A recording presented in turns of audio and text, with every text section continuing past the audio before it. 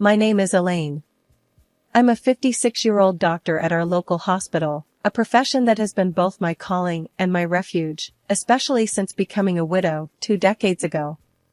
My life, outside of the hospital, revolves around my only son, Thomas, a 30-year-old who recently told me about his serious relationship with a girl named Clara. He described her in such glowing terms that I was both curious and eager to meet her. So, I invited them over for dinner. The day of their visit, I was a bundle of nerves. I wanted everything to be perfect. I prepared my signature dishes, a golden baked chicken, sweet milk pudding, and a hearty salad with chicken eggs, amongst others. I hoped these familiar comforts would make Clara feel welcome. When they arrived, Clara was noticeably thin and somewhat pale, but I brushed off my initial concern, attributing it to nerves, or perhaps a dietary choice I wasn't yet aware of. I greeted them warmly. "Welcome, Clara. It's so lovely to finally meet you," I said with a smile. "Thank you, Mrs. Elaine," Clara replied politely, though her voice was barely above a whisper. We settled in the living room for a bit before moving to the dining room.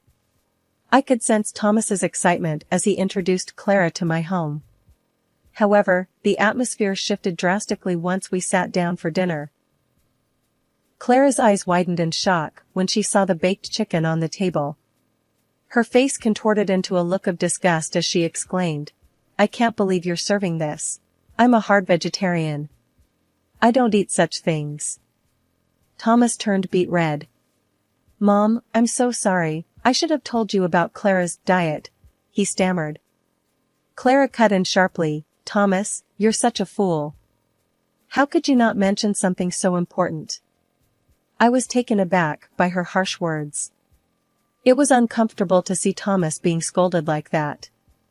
Quickly trying to remedy the situation, I offered, "Clara, I'm sorry about the misunderstanding. Perhaps you'd like to try some of the other dishes? Do they have any animal products? Eggs? Milk?" Clara interrogated, her tone accusatory. "Yes, they do," I replied, feeling a growing sense of unease. She slammed her hand on the table, pushing away the dishes. "I can't even stand the sight of them." Clara stood up abruptly and stormed out of the house, leaving Thomas to mutter an apology before running after her. Several months after the disastrous dinner, Thomas and Clara's wedding day arrived. Despite my reservations about Clara, I put on a brave face for my son's sake. The wedding, as I'd been forewarned, was entirely vegetarian. I had never been to a wedding like this before, and neither had most of our family. As I walked into the venue, I couldn't help but feel out of place. The decorations were beautiful, but the atmosphere was unfamiliar. Clara's friends, also vegetarians, mingled amongst themselves, discussing the virtues of their dietary choices. My sister, Martha, leaned over to me and whispered, "Elaine, have you seen the menu? I can't pronounce half of these dishes." I smiled wryly. "Just go with it, Martha. It's Thomas's day." The ceremony was lovely, but the reception was where things got interesting. The array of vegetarian dishes was certainly exotic. My relatives poked at their food with a mix of curiosity and apprehension. During the meal, my brother-in-law, George, a man never known for his tact, called a waiter over. "Excuse me, son, is there any chance we could get a steak or something? Just a small one?" The waiter, trying to remain polite, responded, "I'm sorry, sir. The menu is strictly vegetarian as per the couple's request."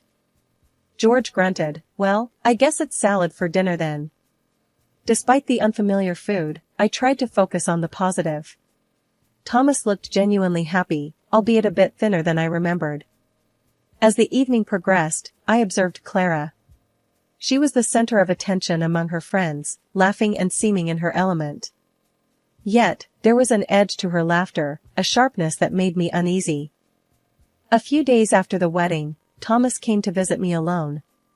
His appearance startled me. He had lost more weight and looked tired.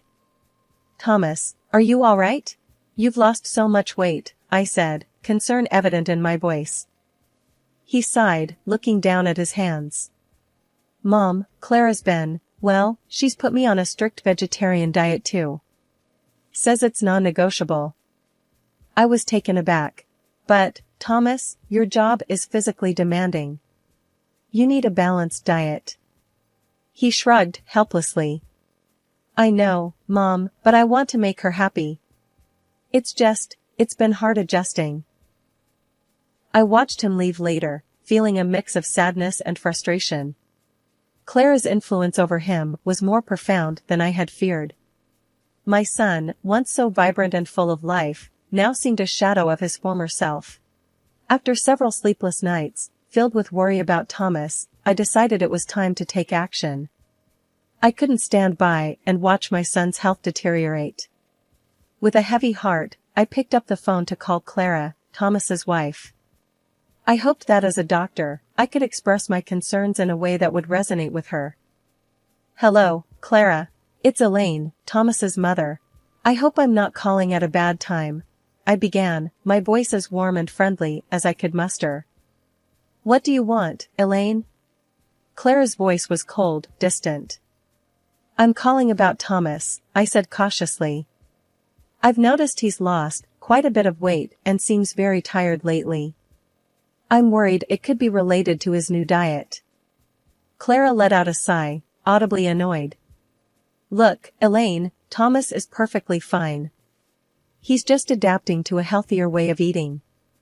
You're overreacting. I understand your perspective, Clara, but as a doctor, I see signs of nutritional deficiencies in Thomas. He works a physically demanding job, and a strict vegetarian diet without proper planning can lead to health issues, I explained, trying to keep the conversation civil and factual. Elaine, I don't need a lecture on nutrition from you. We've done our research. Thomas is on a balanced vegetarian diet, and that's that. You're not a dietitian, Clara retorted sharply. But Clara, there are certain nutrients that are hard to get from a vegetarian diet alone, especially for someone with Thomas's lifestyle. Perhaps we could work together to find a diet that meets his nutritional needs and aligns with your dietary preferences? I suggested, hoping for a compromise. Clara's voice rose in frustration. I'm not interested in your help, Elaine. Thomas is my husband, and we make our decisions together. You need to respect that and stay out of it. Before I could respond, she hung up. I stared at the phone, feeling a mix of anger and helplessness. Clara's unwillingness to even consider my concerns was alarming. Later that day, my sister, Karen, came over. I shared the distressing phone call with her. Karen, I don't know what to do. Clara just shut me down. She wouldn't even listen to my concerns about Thomas, I shared, my hands trembling slightly. Karen, always a source of practical advice, looked thoughtful. Elaine, it's a tough situation. But maybe Thomas needs to come to this realization on his own. Clara obviously has a strong influence on him. I nodded, knowing she was right, yet feeling uneasy. I just can't sit back and watch Thomas suffer. He's always been a bit too accommodating, and now it's affecting his health. Karen reached across the table, squeezing my hand. I know, Elaine. But sometimes stepping back is the only way they learn. Maybe when Thomas sees the toll it's taking on him, he'll make a change. A few days after my futile conversation with Clara, Thomas came to visit me unexpectedly. It was a cold, gray afternoon, the kind that made you want to stay indoors. When I opened the door, the sight of him took my breath away. He looked nothing like the son I knew. His face was drawn and pale, his eyes lacking their usual spark. But it was the scratches on his face that alarmed me the most. Thomas, what happened to you? I exclaimed, ushering him inside. He avoided my gaze, a sign that he was uncomfortable. It's nothing, Mom, just a little argument with Clara. I led him to the living room, my mind racing with worry. Argument? Thomas, she scratched your face. This is serious. He finally looked at me, his eyes weary. I know, Mom. I don't know what to do anymore. I fetched my first aid kit and began treating his scratches gently. Tell me what happened, Thomas. You know you can talk to me. He sighed, a deep, troubled sigh. I went out for a quick bite. I just wanted to eat something more high-calorie and tasty, you know? I went to this cafe and ordered a burger. Clara saw me through the window. She stormed in and made a huge scene. I couldn't hide my shock. A scene? Over a burger? Thomas nodded, looking down at his hands. Yeah. She was screaming about me betraying our lifestyle, our values. She said I was poisoning myself. Then she scratched my face and told me to leave the house. I finished bandaging his face, feeling a mix of anger and helplessness. Thomas, this isn't healthy. You can't live like this. Being forced to change your diet and then being attacked for eating a burger? It's not right. He leaned back on the sofa, closing his eyes. I know, Mom. But I love her. I thought I could make this work. I sat beside him, my heart aching for my son. Love shouldn't be this hard, Thomas. It shouldn't hurt like this.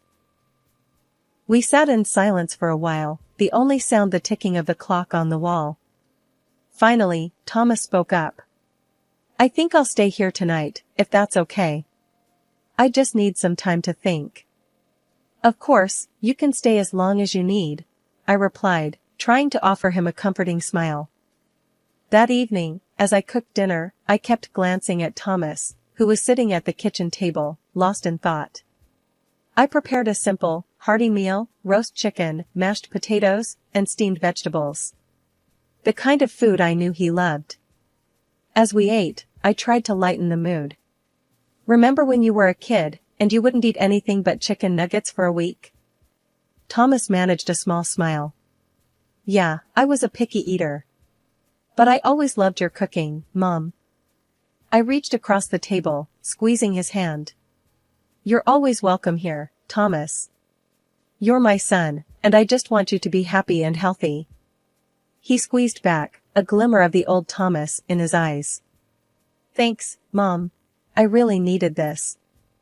The next couple of weeks passed in a blur of worry and sleepless nights. Then, one ordinary Thursday, my world was rocked by a phone call that every parent dreads. It was the hospital. Mrs. Parker, your son Thomas was brought in this morning. He's been in an accident, the voice on the other end said, calm yet impersonal. My heart skipped a beat. Is he all right? What happened? I asked, trying to keep my voice steady. He's stable now, but he lost consciousness at the wheel. He's lucky, the injuries aren't serious. You can come and see him, the caller replied. I hurried to the hospital, my mind racing with 1,000 fears. When I arrived, I saw Thomas lying in a hospital bed, looking even more pale and thin than before. Thomas, oh my God, are you all right? I gasped, rushing to his side. He managed a weak smile. I'm okay, Mom. Just a bit shaken up. A doctor I knew, Dr. Simmons, came into the room. Elaine, we've given him a thorough checkup. Physically, he's fine, just a few bruises. But his blood tests show signs of malnourishment. It seems he fainted due to low blood sugar. I turned to Thomas, my worry turning into anger. Malnourishment? Thomas, is this because of your diet? Thomas avoided my gaze, nodding slightly. I guess I haven't been eating properly. Clara's been so strict about the diet. I turned to Dr. Simmons. Can we make sure he gets a proper meal here? Something substantial? Of course, Elaine. We'll take care of him, Dr. Simmons assured me. I sat by Thomas's bed, holding his hand. Thomas, this has to stop. You could have been killed. All because of this diet. Thomas sighed, a look of resignation on his face. I know, Mom.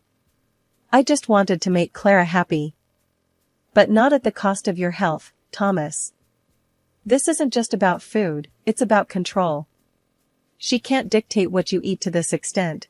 I said, my voice firm but filled with concern. He looked away, his eyes filling with tears. I love her, Mom. I thought love was about compromises. Compromises, yes. But not like this. Not when it puts you in danger, I replied, squeezing his hand. We sat in silence for a while, the beeping of the heart monitor the only sound in the room. Thomas eventually drifted off to sleep, exhausted from the ordeal. I tried to call Clara, but she didn't answer the phone. Maybe she was afraid of my reaction to what had happened, or maybe she didn't care. After Thomas was discharged from the hospital, I insisted he stay with me for a while. Clara didn't mind. At least she didn't reply to my message. Thomas needed proper care, and I wanted to make sure he got back on his feet, both physically and emotionally. The first evening at my house, I prepared a hearty meal. As I set the table, I could see Thomas eyeing the food with a mix of hunger and hesitation. Mom, this looks amazing, but I don't know if I should. Clara might not like it, Thomas said, a troubled look crossing his face. Thomas, right now, you need to focus on your health. Clara isn't here, and you need to eat, I responded firmly, serving him a generous portion of roasted chicken and vegetables. He reluctantly began to eat, and with each bite, I saw a bit of color return to his cheeks. This is really good, Mom. I didn't realize how much I missed your cooking. I sat across from him, watching him eat. Thomas, you've always been healthy.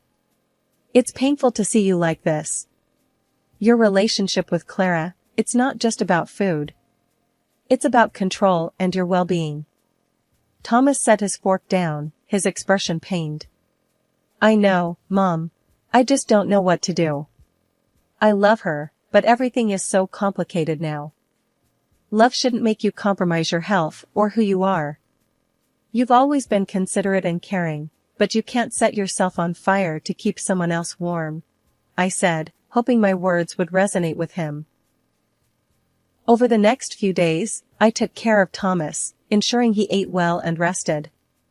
We talked a lot, about everything and nothing. I avoided pressing him about Clara, hoping he would come to his own conclusions. One evening, as we were sitting in the living room, Thomas spoke up. Mom, I've been thinking a lot. Maybe I've been trying too hard to please Clara, losing myself in the process. I nodded. It's important to find a balance, Thomas. In a relationship, both people should feel valued and respected. He looked at me, a newfound determination in his eyes. I'm going to talk to Clara. I need to be honest about how I feel, about the diet, and everything else. I reached over, squeezing his hand. Whatever you decide, Thomas, I'm here for you.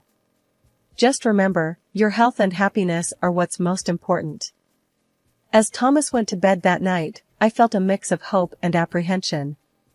He was at a crossroads, and the next steps he took would shape his future. All I could do was support him and hope that he found the strength to make the right decisions for himself. The situation escalated quickly when Clara, Thomas's wife, burst into my house during lunch. Thomas was just starting to look a bit better after days of proper nutrition at my place. Thomas, what are you doing? Clara shrieked as she saw him eating the chicken broth I'd made. Thomas looked up, startled. Clara, I'm just... You're betraying our lifestyle again. I can't believe this. Clara was livid, her eyes blazing with anger. Before I could intervene, she knocked the bowl of broth from Thomas's hands, sending it crashing to the floor. I stood up, my own anger rising at her irrational behavior. Clara, that's enough. You're in my house, and I won't tolerate this behavior, I said firmly. You're poisoning him, Elaine, with your meat and your old-fashioned ideas. Clara shouted, turning her wrath towards me. Thomas tried to calm her down. Clara, please, let's just talk about this. Ignoring him, Clara pulled out her phone. I'm calling the police. I won't let you harm him any further. Thomas and I exchanged a look of disbelief as Clara dialed. Within minutes, a police car pulled up outside, and 2 officers came to the door. "What seems to be the problem here?" one of the officers asked, looking between Clara, Thomas, and me. Clara immediately began, pointing a finger at me. "She's been forcing my husband to eat meat. She's trying to poison him against his will." The officer turned to me, his expression one of mild confusion and concern. "Ma'am, is this true?" I shook my head. "No, officer. I'm Thomas's mother, and I've been taking care of him. He's been unwell due to malnutrition. I'm a doctor, and I was just trying to help him recover." Thomas spoke up, his voice weak but steady. "It's true, officers. I've been staying with my mom for a few days to get my health back." I went to my kitchen counter and picked up a hospital report. Here's the report from when Thomas was admitted after fainting due to low blood sugar. His diet was insufficient, and that's what I've been trying to address. The officers took the report, glancing over it. Clara's face turned pale as the reality of the situation started to dawn on her. "Ma'am, it looks like Mrs. Parker has been acting in her son's best interest," the officer said to Clara. "If there's no actual harm or criminal activity here, we can't take any action." Clara was speechless, her earlier fury deflated.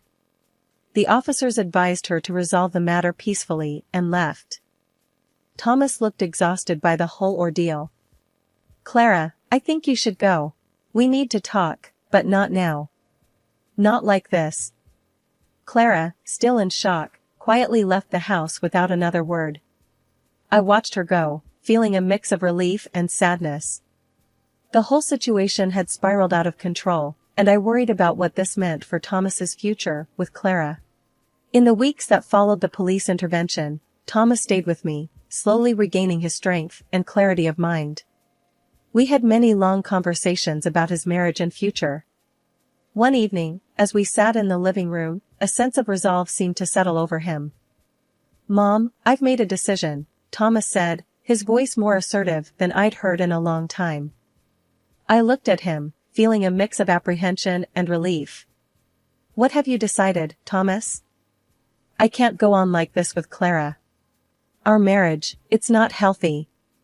I'm going to file for a divorce," he declared, though I could see the pain in his eyes.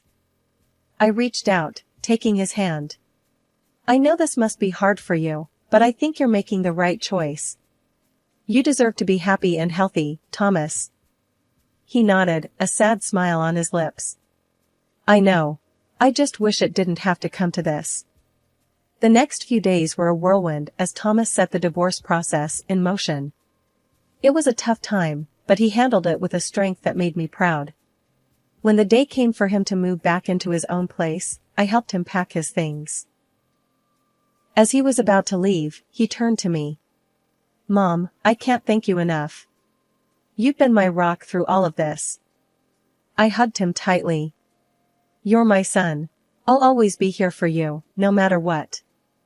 A couple of weeks after Thomas moved out, I received a call from him. He sounded different, more like his old self. "Mom, I wanted to tell you that the divorce has been finalized. And I decided to take legal action against Clara for her role in the accident." I was surprised. "That's a big step, Thomas.